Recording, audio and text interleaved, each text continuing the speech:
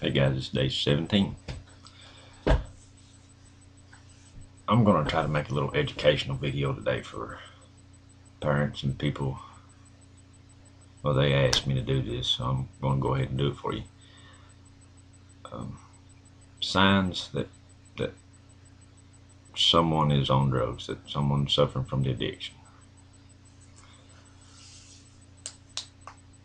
I can only do this from my perspective. It's going to be different from, case to case. Everybody acts different. Everybody's on different drugs. The first thing I started doing was, my attitude changed. I was withdrawn from family and friends. I tried to stay away from them because I was high, because of how I knew I was going to act different, from the drugs. So if someone your kids, your family, your friends, or whatever, if they start experiencing, different attitude towards you, toward other people, if they try to stay away from you more than usual, things of that nature, you can tell pretty quick the change in a person's attitude. How they treat you, how they talk to you, others. People change friends.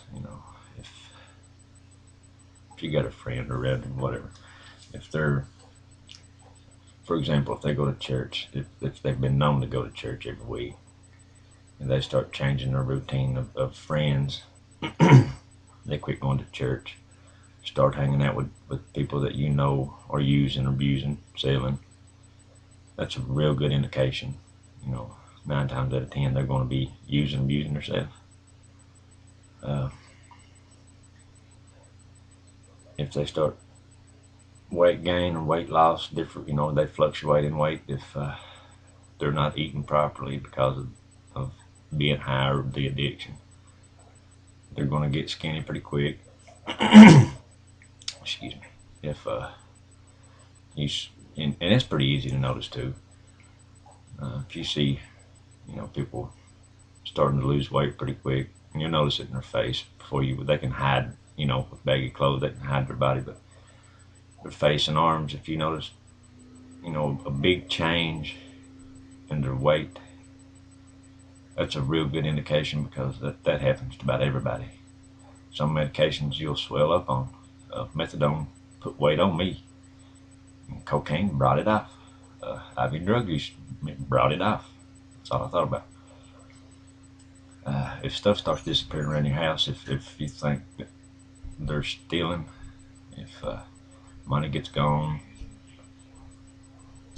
stuff like that, like their PlayStations, MP3 players, cameras, anything that they can make a buck off of, they'll steal it, trade it, sell it, whatever, try to get their next fix. So if you notice, stuff around the house getting gone, that is a real good indication, again, that something's going on, that something needs to be addressed. Sneaking out and sneaking in, staying out later, it's a good indication also that something's changing. If someone's sneaking back in, trying to stay away from you, trying to sneak back in the house, they're trying to keep something away from you. If they're sneaking out, they're trying to keep something away from you. They don't want you to know something. There's a secret somewhere. You're just going to have to confront them, about all their sleeping habits. I've noticed, everybody that's ever been addicted or used drugs has noticed the change in their sleeping habits. If you're addicted to downers, you're going to sleep more often, you're going to sleep more, you're going to sleep deeper. It's going to be harder for people to wake you up. You can't hide this from your family and friends. You might think you can, but you can't. They're going to notice real quick about your sleeping habits. And if you stay up for days and days and days, they're going to notice. You're going to look like crap if you stay up a couple of days, and right off right off the bat, people's going to look at you and notice just from the look in your eyes, you're going to look spaced out. And people will start lying and bumming money and lying about the reasons that they're bumming money. Say, if you've got a kid and you call mom or dad or whatever, I need to borrow some money to get some food for the baby. You know, that might work a couple of times, but they're going to catch on pretty quick. They're going to say, well, I'll take you to buy food, and then you're going to get upset, and they're going to jump on you, and then you're going to say, no, I want the money, you know. But people's going to catch on pretty quick. They're, you know, they might be slow about catching on, but they're going to catch on. And I'm going to make some enemies with these videos right here, you know. I'm going to be outing some people, and they're going to get caught up. I'm not trying to make enemies. I'm trying to help people kick the addiction and recognize the symptoms of addiction in their family and friends. That way that they can help. If you think that you don't have a problem, if you're addicted and think you don't have a problem, then you've got a bigger problem than you really do have. You know? And if you get mad at people for trying to help, jump onto them, cuss at them, whatever, people, you know, if they're trying to help, that means they love you. That means they care enough about you that they're trying to help you kick this habit. You can't force anybody to want help. You can't force them to quit. They gotta want it. If they don't want it, then all you're doing is wasting your breath. People tried to help me, you know, through the years, and I just turned a blind eye to it. I wished I'd took their offer, but I didn't. I had to learn the hard way.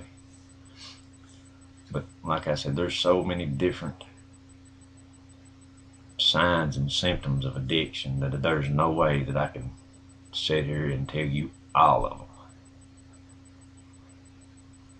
If you see sores on their, you know, if people, you know, if they start having sores on their face and their arms, and looks like little bug bites all over them, in the middle of the arm where you have IVs, on the top of their hands, on the top of their feet. People even shoot up, you know, women shoot up in their breast and their neck. That's crazy, but they do. It's hard to hide things like that. You know, if you start wearing long sleeve shirts in the summertime, people's gonna ask questions.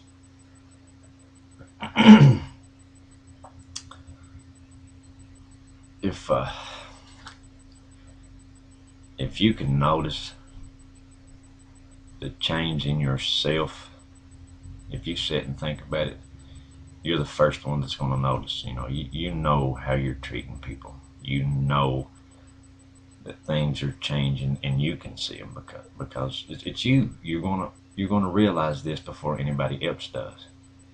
And you cannot hide it, people. You might be able to hide it for a while, but somebody's going to catch on. And when they do, it's going to make you mad, and your attitude toward them is going to change. You're going to start fighting with them, and then again, be withdrawn from them. They're all symptoms of drug dependency, drug abuse, addiction, the disease in total. It's the disease. And people, it is a disease. After you do it for a while, after you get addicted, it is a disease. And you have to fight it. You can't just turn away and hit get better. You have to fight it tooth and nail to beat it. And then it's an ongoing challenge. It's an ongoing fight that you're going to do the rest of your life. And it's so easy just to slide back into that and start using again, because that's what you're comfortable with. That's what your mind is telling you. And it's an ongoing battle every day to stay away. And if you see people that suffering from these signs and symptoms, you know, don't overwhelm them with questions, and don't get mad at them. Just pay more attention, closer attention to them. And if they reach out for help, help them. You know, God bless them. They need the help. Help them. There's too much help not to be able to go ahead and help them. You know, there's so many different ways, so much help out there. Why not help them? If you love them, you will help them. And like I said, I've probably made a few enemies today, and I'll probably get some pretty good messages after a while. That's okay. I can handle it. The criticism doesn't bother me. And you're talking to one tough guy right now. I've toughened up on this. But, you know, you can message me and let me know what you think. And if it helped you, God bless. If it helped somebody else, God bless. And I love you guys, and I'll see you tomorrow.